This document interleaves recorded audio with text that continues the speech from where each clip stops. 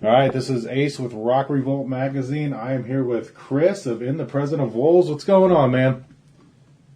Hey, how's it going, Ace? Doing all right. How are you? Doing good, man. Doing good. Just getting through this Friday, ready for the evening. Yeah.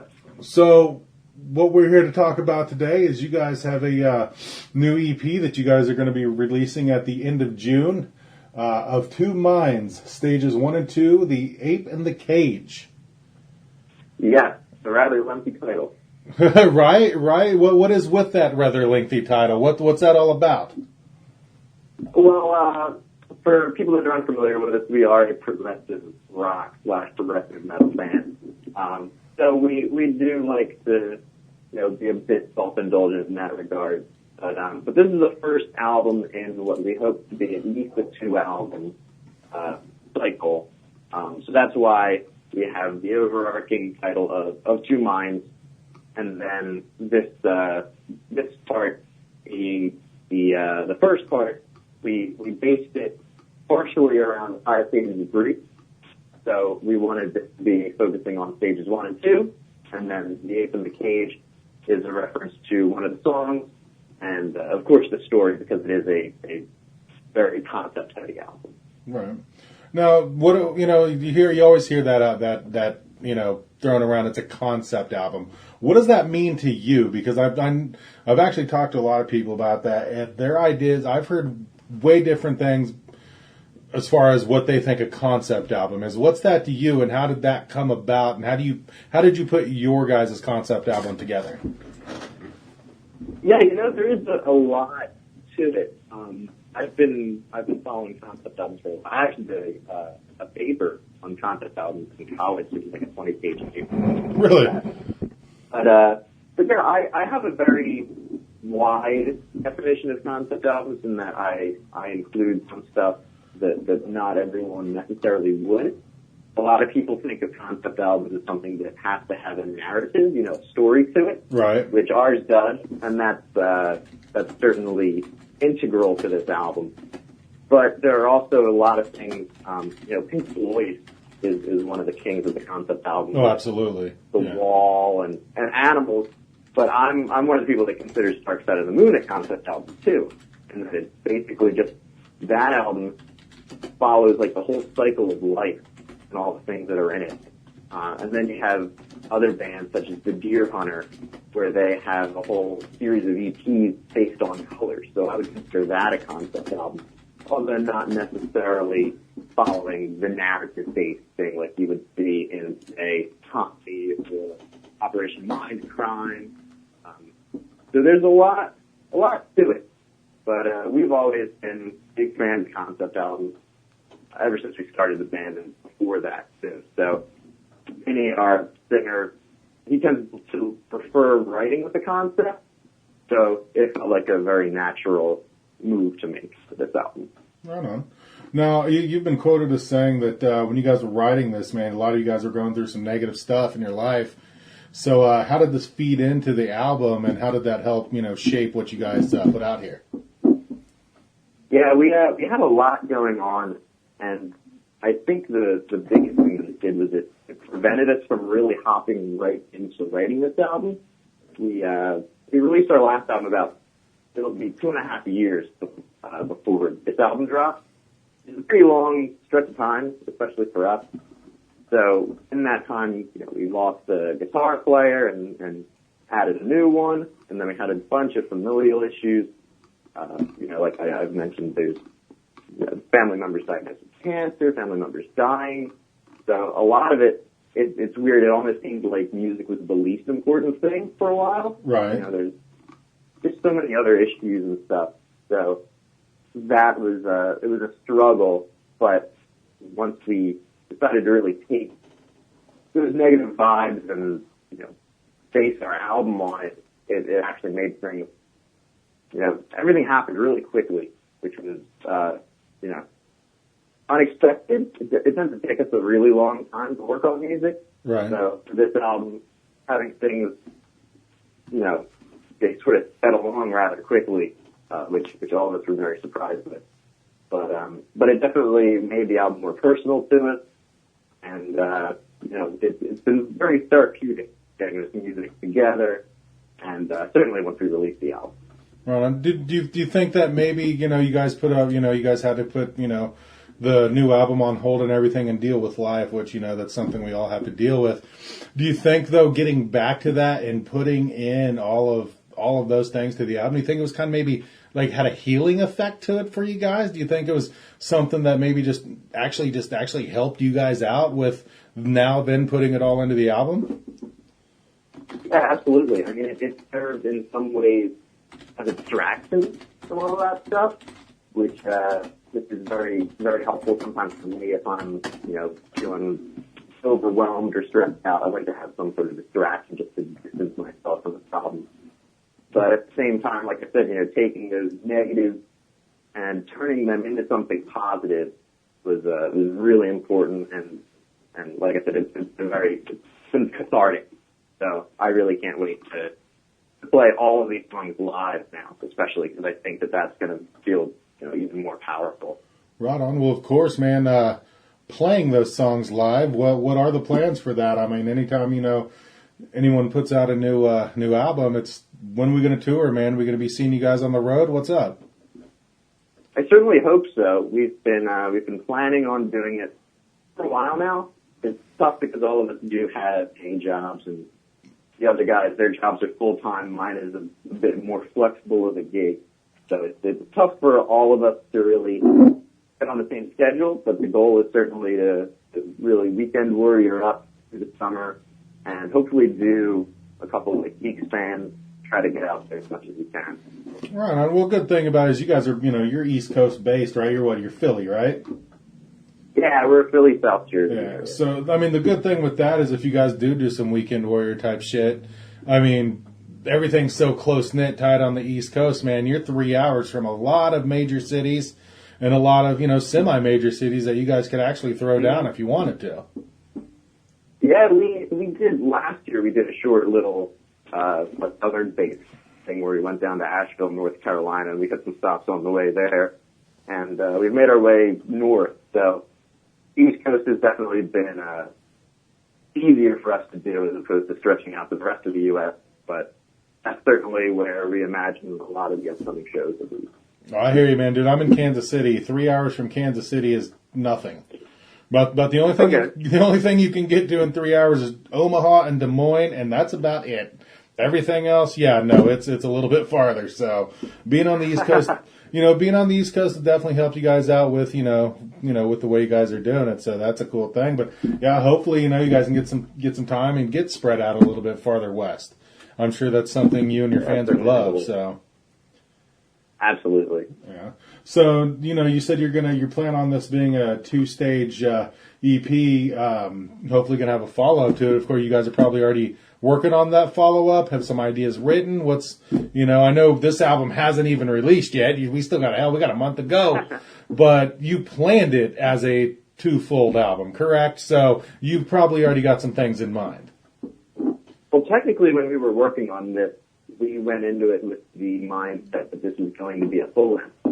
Our last album that we released was a full length, but it was the kind of thing where it was taking us so long to get everything together. So that's why we planned more of the EP route. Right. Although it is still a long EP, it's being over a half hour long.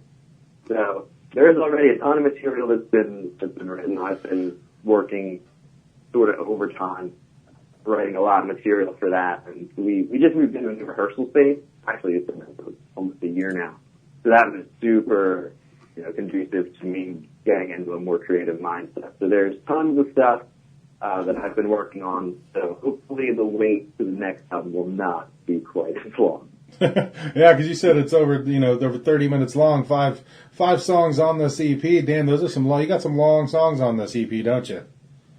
Yeah, we don't like to limit ourselves. Right. We're big fans of using atypical structures and stuff in songs. It's all well and good to do the verse, chorus, bridge, chorus thing, but we like to try different stuff.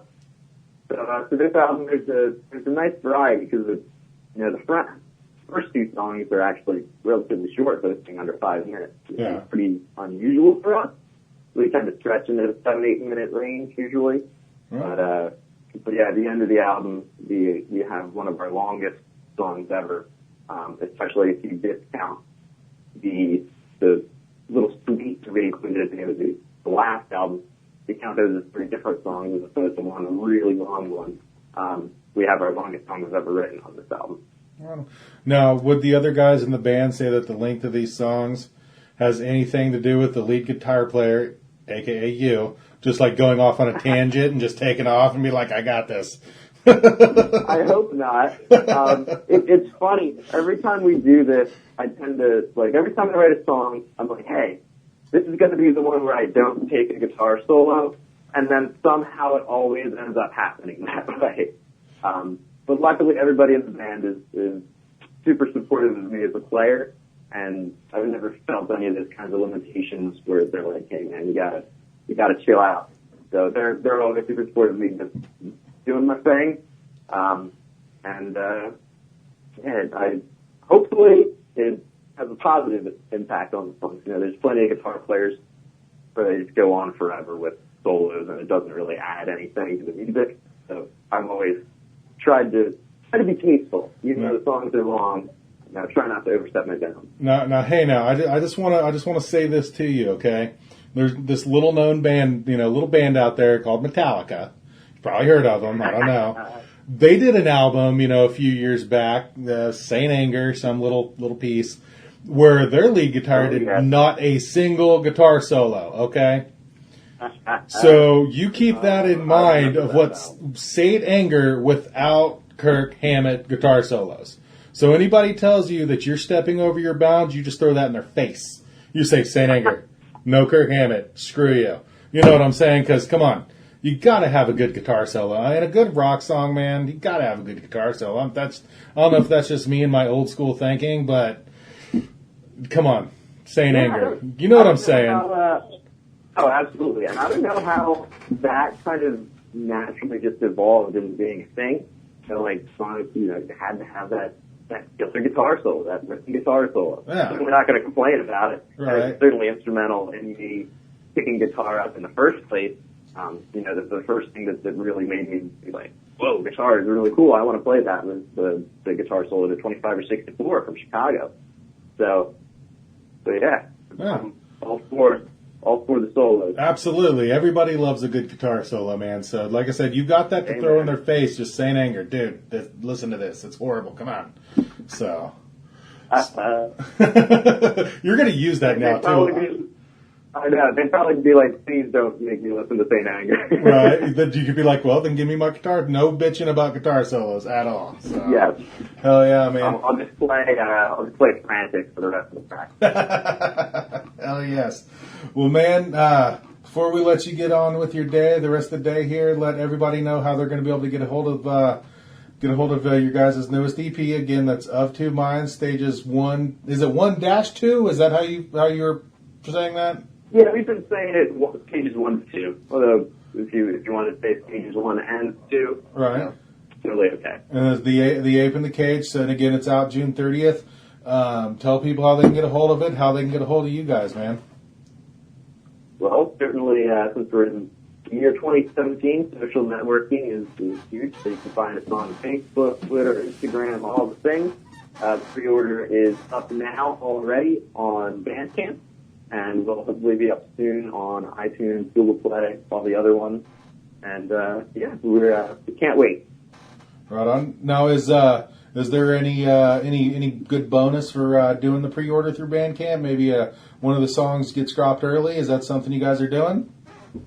Yes, I'm hoping to actually take care of that momentarily. Probably as soon as I finish, it'll be the first thing that I work on. As soon as you pre-order, the first single that we released, the one who saw the Earth, should be immediately available to anyone who pre-orders. I also have to send that to all the people that contributed to our Indiegogo campaign, which was absolutely huge for us, and really we couldn't have done nearly as much with this album if not for those people. So you got to get it to them first, then the Bandcamp pre-order, and then all the other stuff. And you got, like you say, you guys did the Indiegogo campaign. A lot of people talk shit on that, but honestly, I have contributed to several of those over the last few years, and I've enjoyed the shit out of it because I love the interaction with the band. The items a lot of the bands provide to their fans for contributing to making that album. I mean, it's a great way for everyone to interact, man. So I think it's awesome that you guys did that and that it was highly successful for you. Yeah, we did that with our last album, and it was a pretty good success. We didn't quite reach our goal. And again, we weren't on anybody's radar. Not to say that we're like a really big blip on anyone's radar now, but in the time since then, this campaign went above and beyond what we thought it would do. So we actually, as you mentioned, the fun perks and stuff we did for our top package, we called the blackmail package, which someone actually paid for. We could not believe it. We're still trying to figure out how we're going to do this because he's not close to the Philly area. Right. But our blackmail package included him having the ability to shave our beards, which we are known as being a pretty beard-heavy band.